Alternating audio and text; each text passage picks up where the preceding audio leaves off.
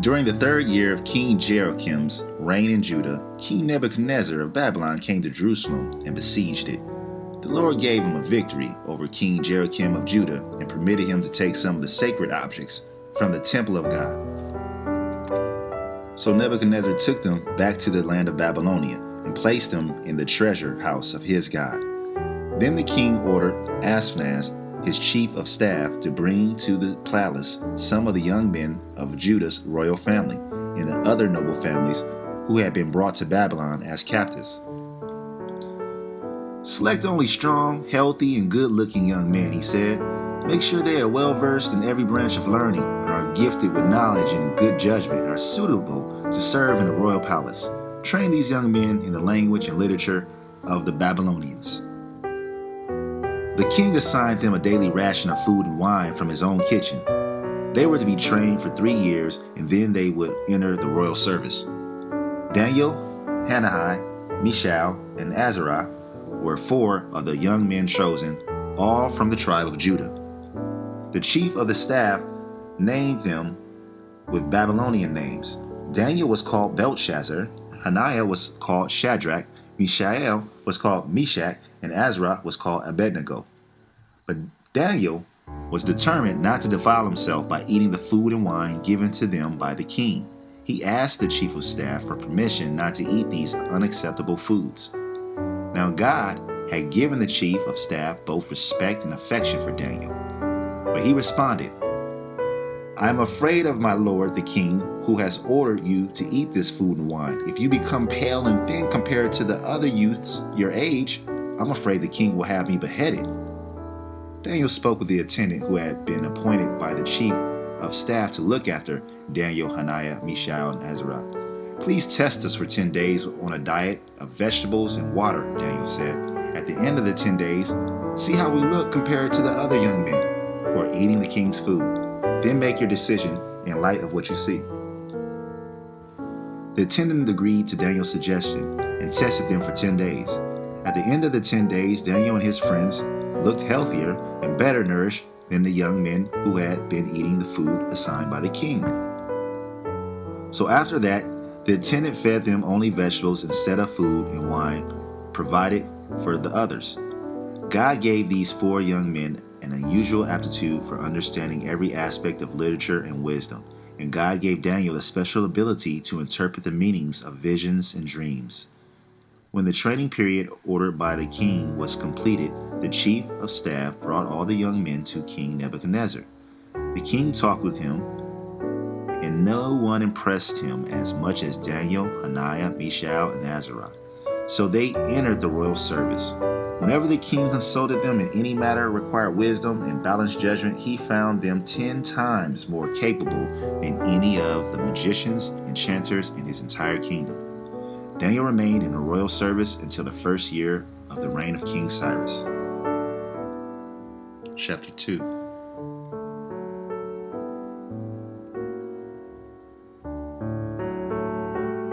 One night during the second year of the reign, Nebuchadnezzar had such a disturbing dream that he couldn't sleep. He called his magicians, enchanters, sorcerers, and astrologers, and he demanded that they tell him what he had dreamed.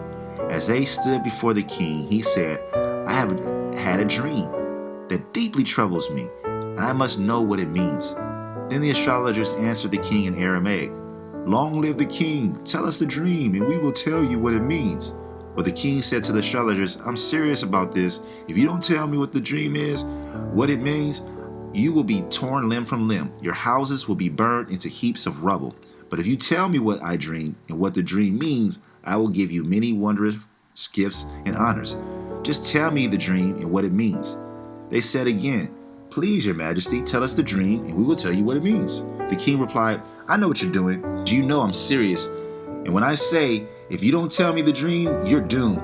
So you have conspired to tell me lies, hoping I will change my mind. But tell me the dream, then I will know you can tell me what it means. The astrologers replied to the king, No one on earth can tell the king this dream.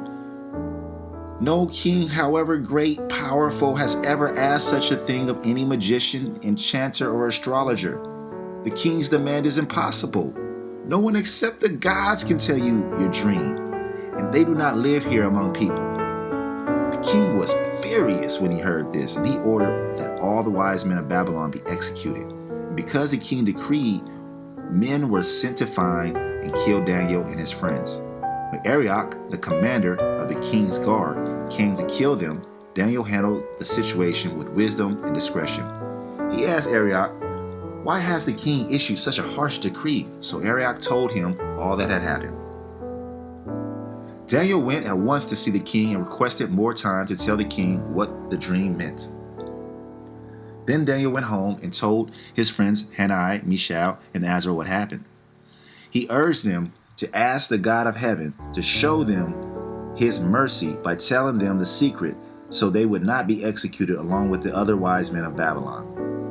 That night, the secret was revealed to Daniel in a vision. Then Daniel praised the God of heaven. He said, "Praise the name of God forever and ever, for he has all wisdom and power. He controls the course of world events. He removes kings and sets up other kings. He gives wisdom to the wise and knowledge to the scholars. He reveals deep and mysterious things and knows what lies hidden in darkness, though he is surrounded by light.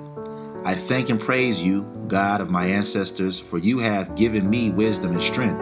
You have told me what we asked of you and revealed to us what the king demanded."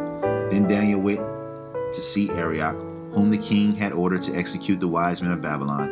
And Daniel said to him, "Don't kill the wise men.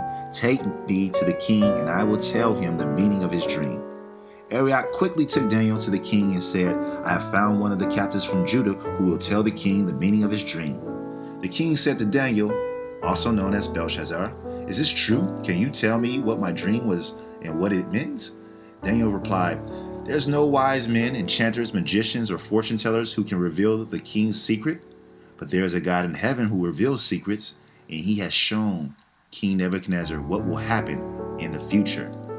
Now, I will tell you your dream and the visions you saw as you lay on your bed. While your majesty was sleeping, you dreamed about coming events. He who reveals secrets has shown you what is going to happen. It is not because I am wiser than anyone else that I know the secret of your dream, but because God wants you to understand what was in your heart. You saw standing before you a huge shining statue of man. It was a frightening sight. The head of the statue was made of fine gold. Its chest and arms were silver. Its belly and thighs were bronze. Its legs were iron, and its feet were a combination of iron and baked clay. As you watched, a rock was cut from a mountain, but not by human hands.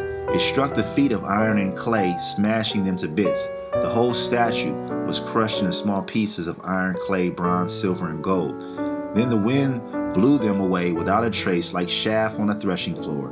But the rock that knocked the statue down became a great mountain that covered the whole earth. That was the dream. Now we will tell the king what it means.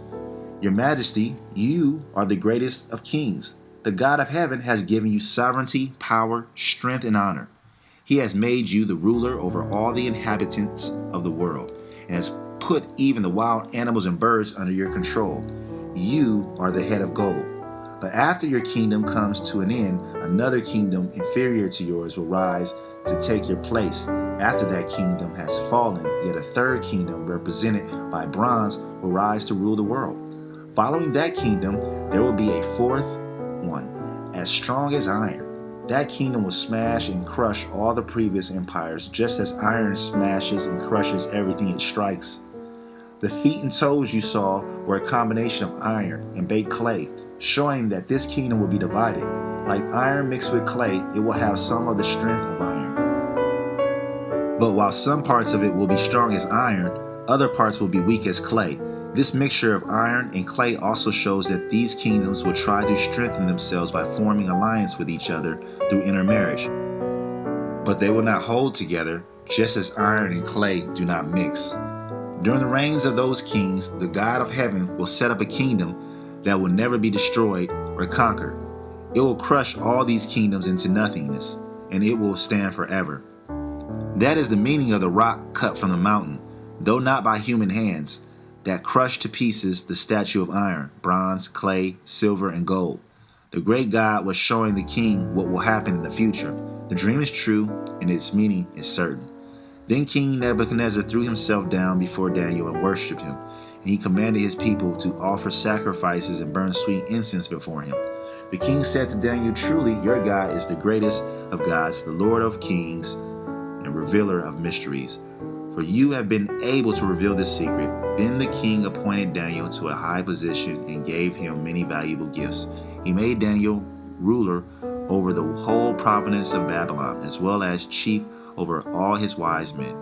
At Daniel's request, the king appointed Shadrach, Meshach, and Abednego to be in charge of all the affairs of the province of Babylon, while Daniel remained in the king's court. Chapter 3. King Nebuchadnezzar made a statue 90 feet tall and 9 feet wide and set it up on the plain of Dura in the province of Babylon.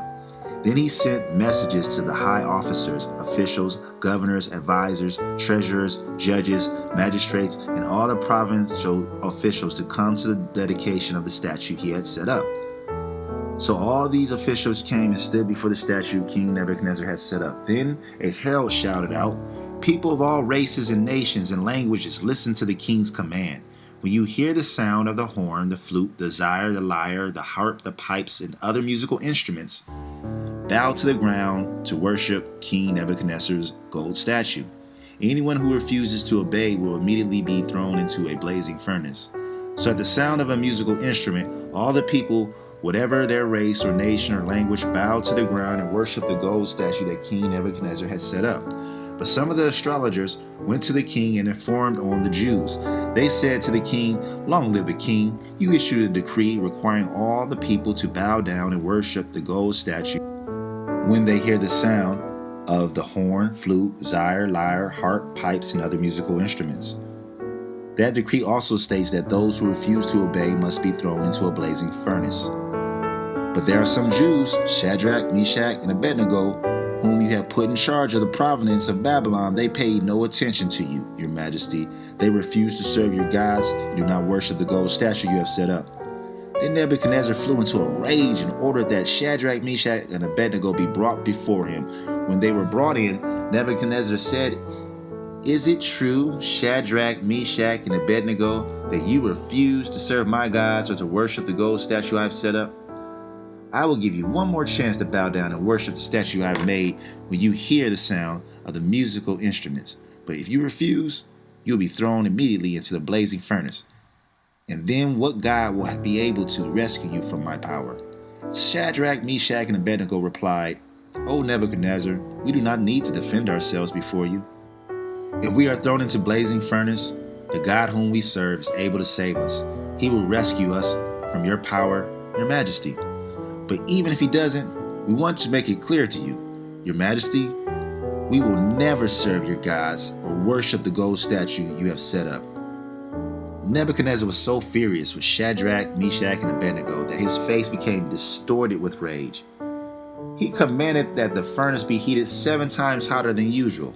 Then he ordered some of the strongest men in his army to bind Shadrach, Meshach, and Abednego and throw them into the blazing furnace. So they tied them and threw them into the furnace, fully dressed in their pants, turbans, robes, and garments. And because the king in his anger had determined and demanded such a hot fire in the furnace, the flames killed the soldiers as they threw the 3 men in. So Shadrach, Meshach, and Abednego, securely tied, fell into the roaring flames. But suddenly Nebuchadnezzar jumped up in amazement and exclaimed to his advisors, "Didn't we tie up 3 men and throw them into the furnace?"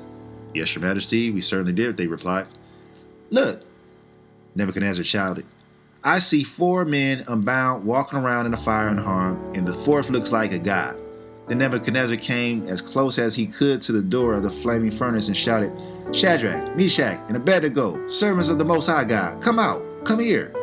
So Shadrach, Meshach, and Abednego stepped out of the fire. Then the high officers, officials, governors, and advisors crowded around them and saw that the fire had not touched them. Not a hair on their head was singed, and their clothes was not scorched. They didn't even smell like smoke.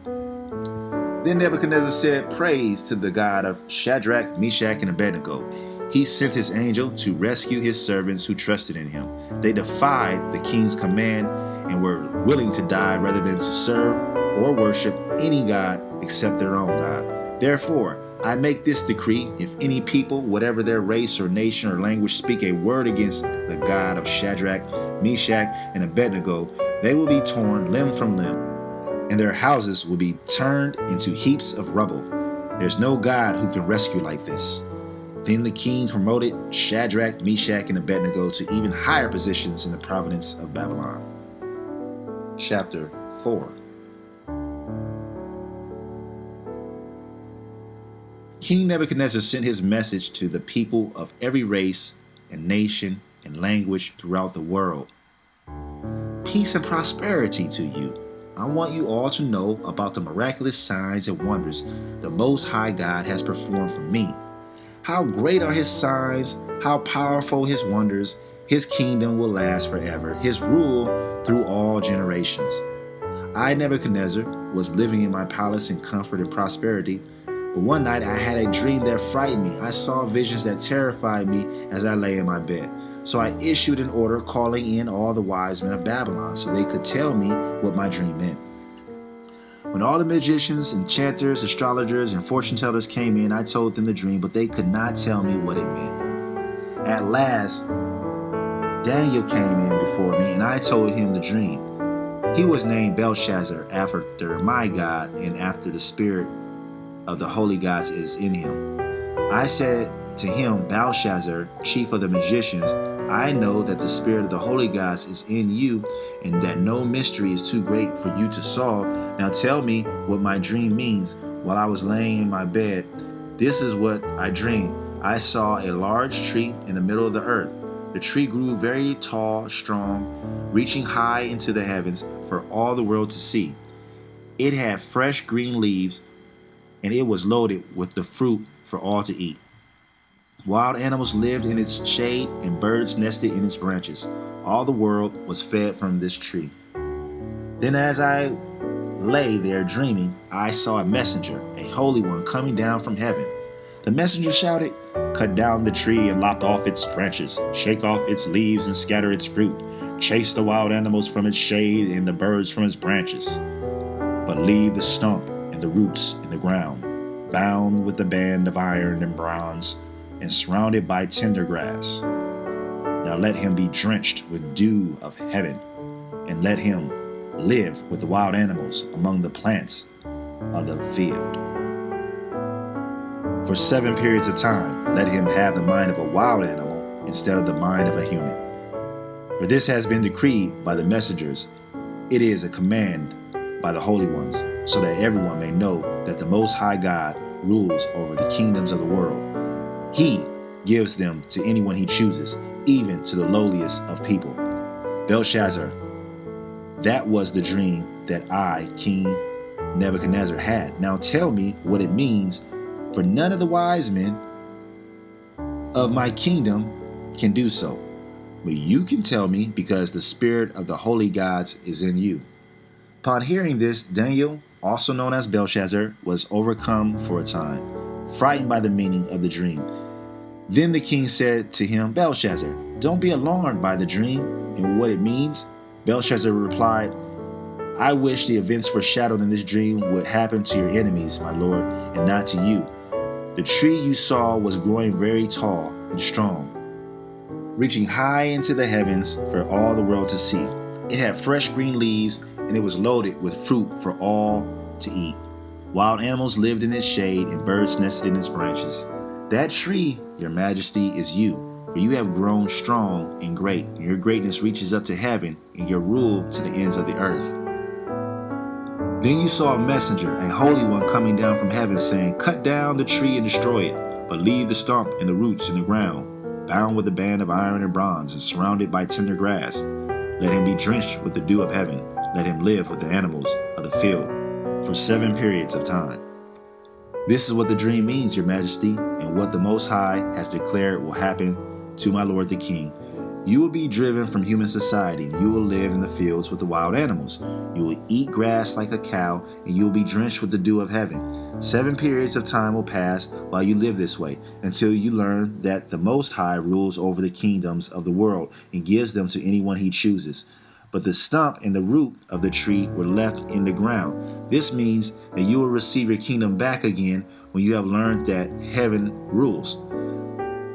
King Nebuchadnezzar, please accept my advice. Stop sinning and do what is right. Break from your wicked past and be merciful to the poor. Perhaps then you will continue to prosper.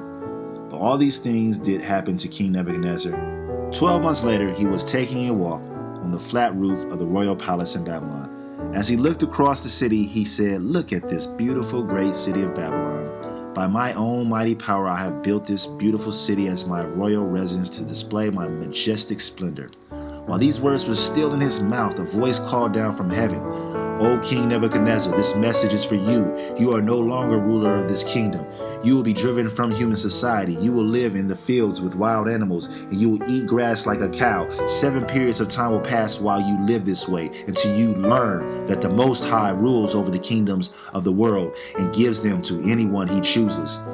That same hour, the judgment was fulfilled, and Nebuchadnezzar was driven from human society. He ate grass like a cow, and he was drenched with the dew of heaven. He lived this way until his hair was as long as eagle's feathers, and his nails were like bird's claws. After this time had passed, I, Nebuchadnezzar, looked up to heaven. My sanity returned. I praised and worshiped the Most High and honored the one who lives forever. His rule is everlasting, and his kingdom is eternal. All the people of the earth are nothing compared to him. He does as he pleases among the angels of heaven and among the people of the earth, and no one can stop him or say to him, "What do you mean by doing these things?" When my sanity returned to me, so did my honor and my glory and kingdom. My advisors and nobles sought me out, and I was restored as the head of my kingdom, with even greater honor than before. Now I, Nebuchadnezzar, praise and glorify and honor the King of heaven. All his acts are just and true, and he is able to humble the proud. Chapter 5. Many years later, King Belshazzar gave a great feast for 1,000 of his nobles, and he drank wine with them. While Belshazzar was drinking the wine, he gave orders to bring in the gold and silver cups that his predecessor Nebuchadnezzar had taken from the temple in Jerusalem. He wanted to drink from them with his nobles, his wives, and his concubines. So that they brought these cups of gold taken from the temple, the house of God in Jerusalem, and the king and his nobles and his wives and his concubines drank from them. While they drank from them, they praised their idols made of gold, silver, bronze, iron, wood, and stone. Suddenly, they saw the fingers of a human hand writing on the plaster wall of the king's palace near the lampstand. The king himself saw the hand as it wrote. As his face turned pale with fright, his knees knocked together in fear, and his legs gave way beneath him. The king shouted for the enchanters, astrologers, and fortune tellers to be brought before him. He said to these wise men of Babylon, "Whoever can read this writing and tell me what it means will be dressed in purple robes and of royal honor. He will have a gold chain placed around his neck, and he will become the 3rd highest ruler in the kingdom." When all the king's wise men had come in, none of them could read the writing or tell him what it meant. So the king grew even more alarmed, and his face turned pale. His nobles, too, were shaken. But when the queen mother heard what was happening, she hurried to the banquet hall. She said to Belshazzar, "Long live the king. Don't be so pale and frightened. There is a man in your kingdom who has within him the spirit of the holy gods. During Nebuchadnezzar's reign, this man was found to have insight, understanding, and wisdom, like that of the gods. Your predecessor, King Nebuchadnezzar, made him chief of over all the magicians, enchanters, astrologers, and fortune tellers for Babylon. This man Daniel, whom the king named Belshazzar, has exceptional ability and is filled with divine knowledge and understanding. He can interpret dreams, explain riddles, and solve difficult problems. Call for Daniel, and he will tell you what the writing means." So Daniel was brought in before the king, and the king asked him, "Are you Daniel, one of the exiles brought from Judah by my predecessor, King Nebuchadnezzar? I have heard that you have the spirit of the gods within you, and that you are filled with insight, understanding, and wisdom. My wise men enchanters have tried to read the words on the wall and tell me their meaning, but they cannot do it. I am told that you can give interpretations and solve difficult problems, If you can read these words and tell me their meaning, you will be clothed in purple robes and of royal honor, and you have a gold chain placed around your neck. You will become the third highest ruler in the kingdom." Daniel answered the king, "Keep your gifts, or give them to someone else, but I will tell you what the writing means. Your Majesty, the Most High God, gave sovereignty, majesty, glory, and honor to your predecessor, Nebuchadnezzar. He made him so great that the peoples of all races and nations and languages trembled before him in fear. He killed those he wanted to kill and spared those he wanted to spare. He honored those he wanted to honor and disgraced those he wanted to disgrace. But when his heart and mind were puffed up with arrogance, he was brought down before the royal throne and stripped of his glory. He was driven from human society. He was given the mind of a wild animal, and he lived among the wild donkeys. He ate grass like a cow, and he was drenched with the dew of heaven until he learned that the Most High God rules over the kings of the world and appoints anyone he desires to rule over them. You are his successor, O Belshazzar, and you knew all this, yet you have not humbled yourself. For you have proudly defied the Lord of heaven and have had all these cups from his temple brought before you, you and your nobles and your wives and concubines, and have been drinking wine from them while praising gods of silver, gold, bronze, iron, wood, and stone. Gods neither that see nor hear nor know anything at all. But you have not honored the God who gives you the breath of life and controls your destiny. So God has sent this hand to write this message. This is the message that was written. Mene, tekel, parsin. This is what the word means. Mene means numbered. God has numbered the days of your reign and has brought it to an end. Tekel means weighed. You have been weighed on the balances and have not measured up. Parsons means divided. Your kingdom has been divided and given into the hands of the Medes and Persians. Then, as Belshazzar commanded, Daniel was dressed in purple robes, a gold chain was hung around his neck, and he was proclaimed the third highest ruler in the kingdom. That very night, Belshazzar, the Babylonian king, was killed, and Darius the Mede took over the kingdom at the age of 62. Chapter 6. Darius the Mede decided to divide the kingdom into 120 provinces. He appointed a high officer to rule over each province. The king also chose Daniel and 2 other administrators to supervise the high officers and protect the king's interest. Daniel soon proved himself more capable than all other administrators and high officers. Because of Daniel's great ability, the king made plans to place him over the entire empire. Then the other administrators and high officers began searching for some fault in the way Daniel was handling government affairs. They couldn't find anything to criticize or condemn. He was faithful, always responsible, and completely trustworthy. So they concluded, our only chance of finding grounds for accusing Daniel will be in connection with the rules of his religion. So the administrator and the high officers went to the king and said, "Long live the king, Darius. We are all in agreement, we administrators, officials, and high officers, and advisors and governors, that the king should make a law that will be strictly enforced. Give orders that for the next 30 days, any person who prays to anyone, divine or human, except to you, your majesty, will be thrown into the den of the lions. And now, your majesty, issue and sign this law so it cannot be changed, an official law of the Medes and Persians that cannot be revoked." So King Darius signed the law. But when Daniel learned that the law had been signed, he went home and knelt down as usual in his upstairs room with his windows open towards Jerusalem. He prayed 3 times a day, just as he had always done, giving thanks to his God. Then the officials went together to Daniel's house and found him praying and asking God for help. So they went straight to the king and reminded him about this law. "Did you not sign a law that for the next 30 days a person who prays to anyone, divine or human, except to you, your majesty, will be thrown into the den of lions?" "Yes," the king replied. "That's the decision that stands. It is an official law of the Medes and Persians that cannot be revoked." Then they told the king, "That man Daniel, one of the captives from Judah, is ignoring you and your law. He still prays to his God 3 times a day." Hearing this, the king was deeply troubled, and he tried to think of a way to save Daniel. He spent the rest of the day looking for a way to get Daniel out of this predicament. In the evening, the men went together to the king and said, "Your Majesty, you know that according to the law of the Medes and the Persians, no law that the king signs can be changed." So at last the king gave orders for Daniel to be arrested and thrown into the den of lions. The king said to him, "May your God, whom you serve so faithfully, rescue you." A stone was brought and placed over the mouth of the den.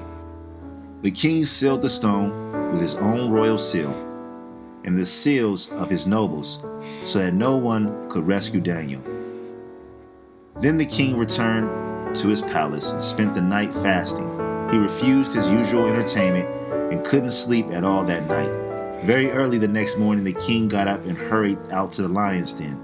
When he got there, he called out in anguish, "Daniel, servant of the living God, was your God whom you serve so faithfully able to rescue you from the lions?" Daniel answered, "Long live the king. My God sent his angels to shut the lions' mouth so that they would not hurt me. For I have been found innocent in his sight, and I have not wronged you, your majesty." The king was overjoyed and ordered that Daniel be lifted from the den. Not a scratch was found on him, for he had trusted in his God.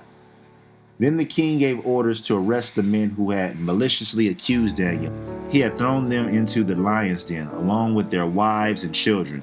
The lions leaped on them and tore them apart before they even hit the floor of the den. Then King Darius sent his message to the people of the world, every race and nation and language throughout the world. "Peace and prosperity to you. I decree that everyone throughout my kingdom should tremble with fear before the God of Daniel, for he is the living God, and he will endure forever. His kingdom will never be destroyed, and his rule will never end. He rescues and saves his people. He performs miraculous signs and wonders in the heaven and on the earth. He has rescued Daniel from the power of lions." So Daniel prospered during the reign of Darius and the reign of Cyrus the Persian. Chapter 7. Earlier, during the first year of King Belshazzar, reign in Babylon, Daniel had a dream and saw visions as he lay in his bed. He wrote down the dream, and this is what he saw. "In my vision that night, I, Daniel, saw a great storm churning the surface of a great sea, with strong winds blowing from every direction. Then 4 huge beasts came out of the water, each different from the other. The first beast was like a lion with eagle's wings. As I watched, its wings were pulled off, and it was left standing with its 2 hind feet on the ground, like a human being, and it was given a human mind. Then I saw the second beast, and it looked like a bear. It was rearing up on one side, and it had 3 ribs in its mouth, between its teeth. And I heard a voice saying to it, 'Get up, devour the flesh of many people.' Then the third of these strange beasts appeared, and it looked like a leopard. It had 4 birds' wings on its back, and it had 4 heads. Great authority was given to this beast. Then in my vision that night, I saw a 4th beast, terrifying, dreadful, and very strong. It devoured and crushed its victims with huge iron teeth and trampled their remains beneath its feet. It was different from any of the other beasts, and it had 10 horns. And I was looking at the horns, and suddenly another small horn appeared among them. 3 of the first horns were torn out by the roots to make room for it. This little horn had eyes like human eyes and a mouth that was boasting arrogantly. I watched as the thrones were put in place and the Ancient One sat down to judge. His clothing was as white as snow, his hair like purest wool. He sat on a fiery throne with wheels of blazing fire. And a river of fire was pouring out, flowing from his presence. Millions of angels ministered to him. Many millions stood to attend him. Then the court began its session, and the books were open. I continued to watch because I could hear the little horn's boastful speech. I kept watching until the 4th beast was killed and its body destroyed by fire. The other 3 beasts had their authority taken from them, but they were allowed to live a while longer. As my vision continued that night, I saw someone like a son of man coming with the clouds of heaven. He approached the Ancient One and was led into his presence. He was given authority, honor, sovereignty over all the nations of the world, so that people of every race and nation and language would obey him. His rule is eternal. It will never end. His kingdom will never be destroyed. I, Daniel, was troubled by all I had seen, and my visions terrified me. So I approached one of those standing beside the throne and asked him what it all meant. He explained it to me like this. These 4 huge beasts represent 4 kingdoms that will arise from the earth. But in the end, the holy people of the Most High will be given the kingdom, and they will rule forever and ever. Then I wanted to know the true meaning of the 4th beast, the one so different from the others and so terrifying. It had devoured and crushed its victims with iron teeth and bronze claws, trampling their remains beneath its feet. I also asked about the 10 horns on the 4th beast's head and the little horn that came up afterwards and destroyed the 3 of the other horns. This horn had seemed greater than the others, and it had human eyes and a mouth that was boasting arrogantly. As I watched, this horn was waging war against God's holy people. It was defeating them until the Ancient One, the Most High, came and judged in favor of his holy people. Then the time arrived for the holy people to take over the kingdom. Then he said to me, the 4th beast is the 4th world power that will rule the earth. It will be different from all the others. It will devour the whole world, trampling and crushing everything in its path. Its 10 horns are 10 kings who will rule that empire. Then another king will arise, different from the other 10, who will subdue 3 of them. He will defy the Most High and oppress the holy people of the Most High. He will try to change their sacred festivals and laws, and they will be placed under his control for a time, times, and half a time. But then the court will pass judgment, and all his power will be taken away and completely destroyed. Then the sovereignty, power, and greatness of all the kingdoms under heaven will be given to the holy people of the Most High. His kingdom will last forever, and all rulers will serve and obey him. That was the end of the vision. I, Daniel, was terrified by my thoughts, and my face was pale with fear, but I kept these things to myself. Chapter 8. During the 3rd year of King Belshazzar's reign, I, Daniel, saw another vision, following the one that had appeared already to me. In this vision, I was at the fortress of Susa, in the province of Elam, standing beside the Ulai River. As I looked up, I saw a ram with 2 long horns standing beside the river. One of the horns was longer than the other, even though it had grown later than the other had. The ram butted everything out of his way, to the west, to the north, and to the south, and no one could stand against him or help his victims. He did as he pleased and became very great. While I was watching, suddenly a male goat appeared from the west, crossing the land so swiftly that he didn't even touch the ground. This goat, which had one very large horn between its eyes, headed toward the 2-horned ram that I had seen standing beside the river, rushing at him in a rage. The goat charged fiercely at the ram and struck him, breaking off both of his horns. Now the ram was helpless, and the goat knocked him down and trampled him, and no one could rescue the ram from the goat's power. The goat became very powerful, but at its height of his power, his large horn was broken off. In the large horn's place grew 4 prominent horns, pointing in the 4 directions of the earth. Then from one of the prominent horns came a small horn, whose power grew very great.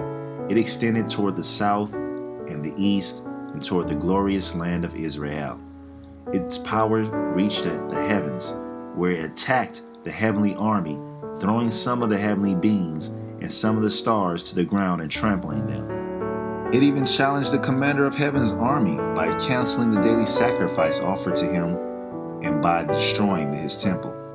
The army of heaven was restrained from responding to this rebellion, so the daily sacrifice was halted and truth was overthrown.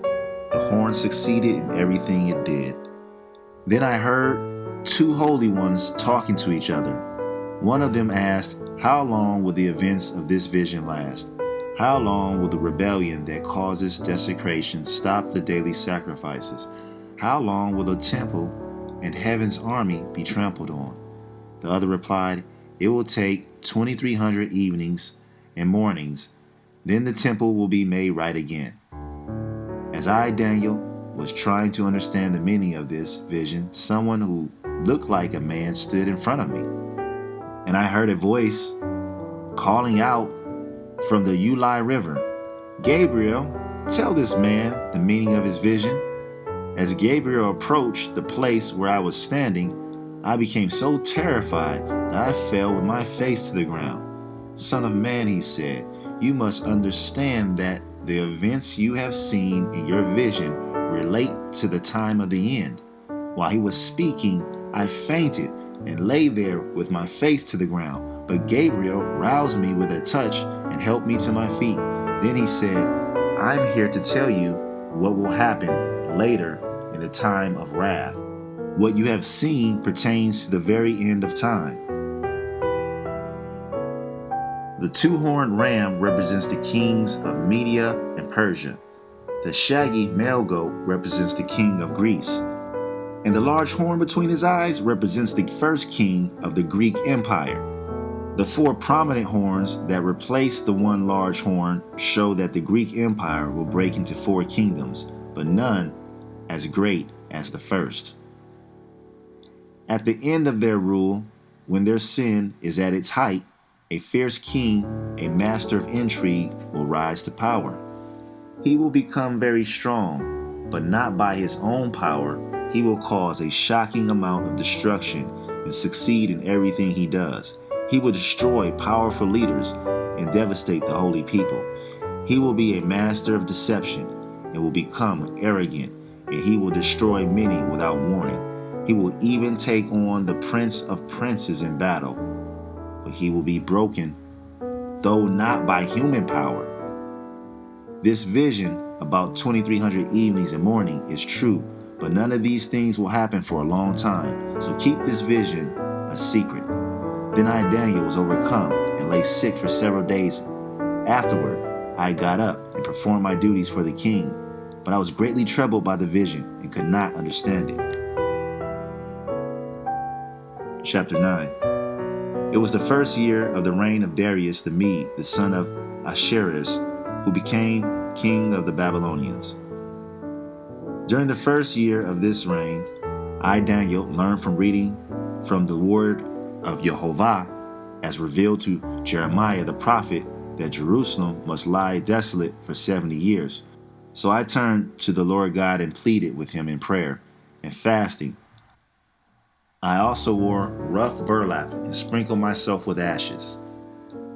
I prayed to Jehovah my God and confessed, "O Lord, you are a great and awesome God. You always fulfill your covenant and keep your promise of unfailing love to those who love you and obey your commands. But we have sinned and done wrong. We have rebelled against you and scorned your commands and regulations. We have refused to listen to your servants, the prophets, who spoke on your authority to our kings and princes and ancestors, to all the people of the land. Lord, you are in the right, but as you see, our faces are covered with shame. This is true of all of us, including the people of Judah and Jerusalem and all Israel, scattered near and far, wherever you have driven us because of our disloyalty to you.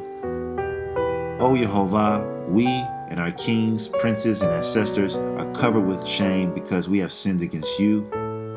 But the Lord our God is merciful and forgiving, even though we have rebelled against him. We have not obeyed Jehovah our God, for we have not followed the instructions he gave us, his servants, the prophets. All Israel has disobeyed your instructions and turned away, refusing to listen to your voice. So now the solemn curses and judgments written in the law of Moses, the servant of God, have been poured down on us because of our sin. You have kept your word and done to us and our rulers exactly as you warned. Never has there been such a disaster as happened in Jerusalem. Every curse written against us in the law of Moses has come true, yet we have refused to seek mercy from Jehovah our God by turning from our sins and recognizing his truth. Therefore, Jehovah has brought upon us the disasters he prepared. Jehovah our God was right to do all these things, for we did not obey him. Our Lord, our God, you brought lasting honor to your name by rescuing your people from Egypt in great display of power. But we have sinned and are full of wickedness. In view of all your faithful mercies, Lord, please turn your fierce anger away from your city, Jerusalem, your holy mountain. All the neighboring nations mock Jerusalem and your people because of our sin and our sins of our ancestors. O our God, hear your servant's prayer. Listen as I plead for your own sake. Lord, smile again on your desolate sanctuary. O my God, lean down and listen to me. Open your eyes and see our despair. See how your city, the city that bears your name, lies in ruin. We make this plea not because we deserve help, but because of your mercy. O Lord, hear. O Lord, forgive. O Lord, listen and act. For your own sake, do not delay. O my God, for your people and your city bears your name. I went on praying, confessing my sin and the sin of my people, pleading with Jehovah, my God, for Jerusalem, his holy mountain. As I was praying, Gabriel, whom I had seen in an earlier vision, came swiftly to me at the time of the evening sacrifice. And he explained to me, Daniel, I have come here to give you insight and understanding. The moment you began praying, a command was given, and now I am here to tell you what it was. For you are very precious to God. Listen carefully so you can understand the meaning of your vision. A period of 70 sets of 7 has been decreed for your people and your holy city to finish their rebellion, to put an end to their sin, to atone for their guilt, to bring in everlasting righteousness, to confirm the prophetic vision, and to anoint the most holy place. Now listen and understand. 7 sets of 7 plus 62 sets of 7 will pass from the time the command is given to rebuild Jerusalem until a ruler, the anointed one, comes. Jerusalem will be rebuilt with streets and strong defenses, despite the perilous times. After this period of 62 sets of 7, the anointed one will be killed, appearing to have accomplished nothing, and a ruler will rise up whose armies will destroy the city and the temple. The end will come with a flood and a war, and its miseries are decreed from that time to the very end. The ruler will make a treaty with the people for a period of 1 set of 7, but after half of this time, he will put an end to the sacrifices and the offerings.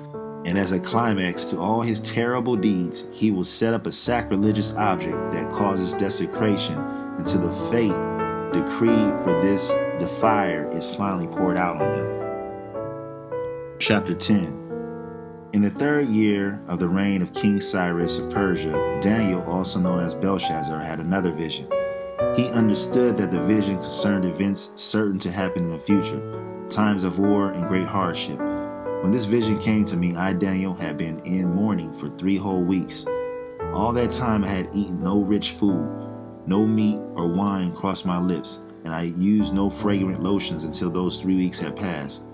On April 23rd, as I was standing on the bank of the great Tigris River, I looked up and saw a man dressed in linen clothing, with a belt of pure gold around his waist. His body looked like a precious gem. His face flashed like lightning. His eyes flamed like torches. His arms and feet shone like polished bronze, and his voice roared like a vast multitude of people. Only I, Daniel, saw this vision. The man with me saw nothing, but they were suddenly terrified and ran away to hide. So I was left there all alone to see this amazing vision. My strength left me, my face grew deathly pale, and I felt very weak. Then I heard the man speak. When I heard the sound of his voice, I fainted and lay there with my face to the ground. Just then a hand touched me and lifted me, still trembling, to my hands and knees. And the man said to me, Daniel, you are very precious to God, so listen carefully to what I have to say to you. Stand up, for I have been sent to you. When he said this to me, I stood up, still trembling. Then he said, don't be afraid, Daniel. Since the first day you began to pray for understanding and to humble yourself before God, your request has been heard in heaven. I have come in answer to your prayer. But for 21 days, the spirit prince of the kingdom of Persia blocked my way. Then Michael, one of the archangels, came to help me. and I left him there with the spirit prince of the kingdom of Persia. Now I am here to explain what will happen to your people in the future, for this vision concerns a time yet to come. While he was speaking to me, I looked down at the ground, unable to say a word. Then the one who looked like a man touched my lips, and I opened my mouth and began to speak. I said to this one standing in front of me, I am filled with anguish because of the vision I have seen, my Lord, and I am very weak. How can someone like me, your servant, talk to you, my Lord? My strength is gone. I can hardly breathe. Then the one who looked like a man touched me again, and I felt my strength returning. Don't be afraid, he said, for you are very precious to God. Peace, be encouraged, be strong. As he spoke these words to me, I suddenly felt stronger and said to him, Please speak to me, my Lord, for you have strengthened me. He replied, Do you know why I have come? Soon I must return to fight against the spirit prince of the kingdom of Persia, and after that the spirit prince of the kingdom of Greece will come. Meanwhile, I will tell you what is written in the book of truth. No one helps me against these spirit princes except Michael, your spirit prince. Chapter 11. I have been standing beside Michael to support and strengthen him since the first year of the reign of Darius the Mede. Now then, I will reveal the truth to you. 3 more Persian kings will reign, to be succeeded by a 4th far richer than the others. He will use his wealth to stir up everyone to fight against the kingdom of Greece. Then a mighty king will rise to power, who will rule with the great authority and accomplish everything he sets out to do. But at the height of his power, his kingdom will be broken apart and divided into 4 parts. It will not be ruled by the king's descendants, nor will the kingdom hold the authority it once had, for his empire will be uprooted and given to others. The king of the south will increase in power, but one of his own officials will become more powerful than he and will rule his kingdom with great strength. Some years later, an alliance will be formed between the king of the north and the king of the south. The daughter of the king of the south will be given in marriage to the king of the north to secure the alliance, but she will lose her influence over him, and so will her father. She will be abandoned along with her supporters. But when one of her relatives becomes king of the south, he will raise an army and enter the fortress of the king of the north and defeat him. When he returns to Egypt, he will carry back their idols with him, along with priceless articles of gold and silver. For some years afterwards, he will leave the kingdom of the north alone. Later, the north will invade the realm of the king of the south, but will soon return to his own land.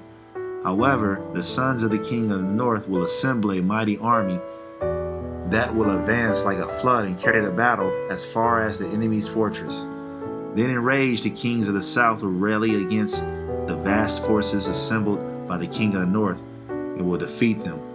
After the enemy army is swept away, the king of the south will be filled with pride and will execute many thousands of his enemies, but his success will be short-lived. A few years later, that king of the north will return with fully equipped army far greater than before. At that time, there will be a general uprising against the king of the south. Violent men among your own people will join them in fulfillment of this vision, but they will not succeed. Then the king of the south will come and lay siege to a fortified city and capture it. The best troops of the south will not be able to stand in the face of the onslaught. The king of the north will march onward unopposed. None will be able to stop him. He will pause in the glorious land of Israel, intent on destroying it. He will make plans to come with the might of his entire kingdom and will form an alliance with the king of the south. He will give him a daughter in marriage in order to overthrow the kingdom from within, but his plan will fail. After this, he will turn his attention to the coastlands and conquer many cities, but a commander from another land will put an end to his insolence and cause him to retreat in shame. He will take refuge in his own fortress, but will stumble and fall and be seen no more. His successor will send out a tax collector to maintain the royal splendor, but after a very brief reign he will die, though not from anger or in battle. The next to come to power will be a despicable man who is not in line for royal succession. He will slip in when least expected and take over the kingdom by flattery and intrigue. Before him, great armies will be swept away, including a covenant prince. With deceitful promises, he will make various alliances. He will become strong despite having only a handful of followers. Without warning, he will enter the richest areas of the land. Then he will distribute among his followers the plunder and wealth of the rich, something his predecessors had never done. He will plot the overthrow of strongholds, but this will last for only a short while. Then he will stir up his courage and raise a great army against the king of the south. The king of the south will go to the battle with a mighty army, but to no avail, for there will be a plot against him. His own household will cause him to fall. His army will be swept away, and many will be killed. Seeking nothing but each other's harm, these kings will plot against each other at the conference tables, attempting to deceive each other, but it will make no difference, for the end will come at the appointed time. The king of the north will then return home with great riches. On the way, he will set himself against the people of the Holy Covenant, doing much damage before continuing his journey. Then at the appointed time, he will once again invade the south, but this time the result will be different. For warships from the western coastland will scare him off, and he will withdraw and return home, but he will vent his anger against the people of the Holy Covenant and reward those who forsake the covenant. His army will take over the temple fortress, pollute the sanctuary, put a stop to the daily sacrifice, and set up the sacrilegious object that causes desecration. He will flatter and win over those who have violated the covenant, but the people who know their God will be strong and will resist him. Wise leaders will give instruction to many, but these teachers will die by fire and sword, or they will be jailed and robbed. During these persecutions, little help will arrive, and many who join them will not be sincere. And some of the wise will fall victim to persecution in this way. They will be refined and cleansed and made pure until the time of the end, for the appointed time is still to come. The king will do as he pleases, exalting himself and claiming to be greater than every god, even blaspheming the God of gods. He will succeed, but only until the time of wrath is completed. For what has been determined will surely take place.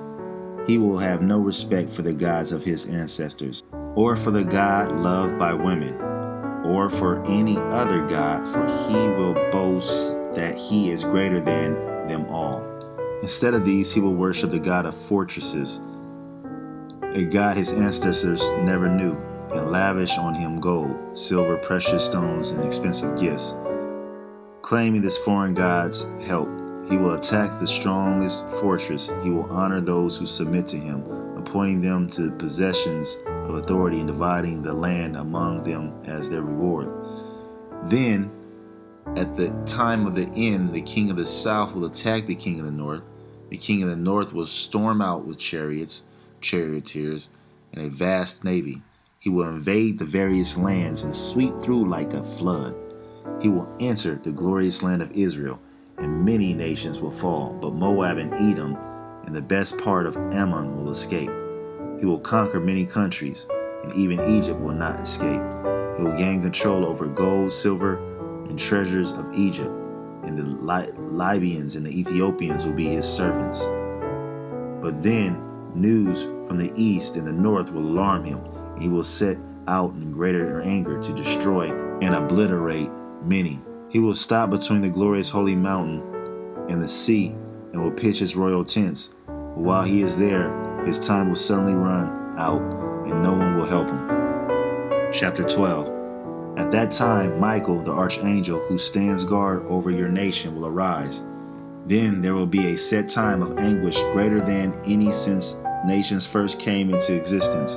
But at that time, everyone of your people whose name is written in the book will be rescued. Many of those whose bodies lie dead or buried will rise up, some to everlasting life, some to shame and everlasting disgrace. Those who are wise will shine as bright as the sky, and those who lead many to righteousness will shine like the stars forever. But you, Daniel, keep this prophecy a secret, seal up the book until the time of the end, when many will rush here and there, and knowledge will increase. Then I, Daniel, looked and saw two others standing on opposite banks of the river. One of them asked the man dressed in linen, who was now standing above the river, "How long will it be until these shocking events are over?" The man dressed in linen, who was standing above the river, raised both his hands towards heaven and took a solemn oath by the one who lives forever, saying, "It will go on for a time, times, and half a time, when the shattering of the holy people has finally come to an end, and all these things will have happened." I heard what he said, but I did not understand what he meant. So I asked, "How will all these finally end, my Lord?" But he said, "Go now, Daniel, for what I have said is kept secret and sealed until the time of the end. Many will be purified, cleansed, and refined by these trials, but the wicked will continue in their wickedness, and none of them will understand. Only those who are wise will know what it means." From the time the daily sacrifice is stopped, and the sacrilegious object that causes desecration is set up to be worshipped, there will be 1290 days. And blessed are those who wait and remain until the end of those 1335 days. As for you, go your way until the end. You will rest, and then at the end of days you will rise again to receive the inheritance set aside for you.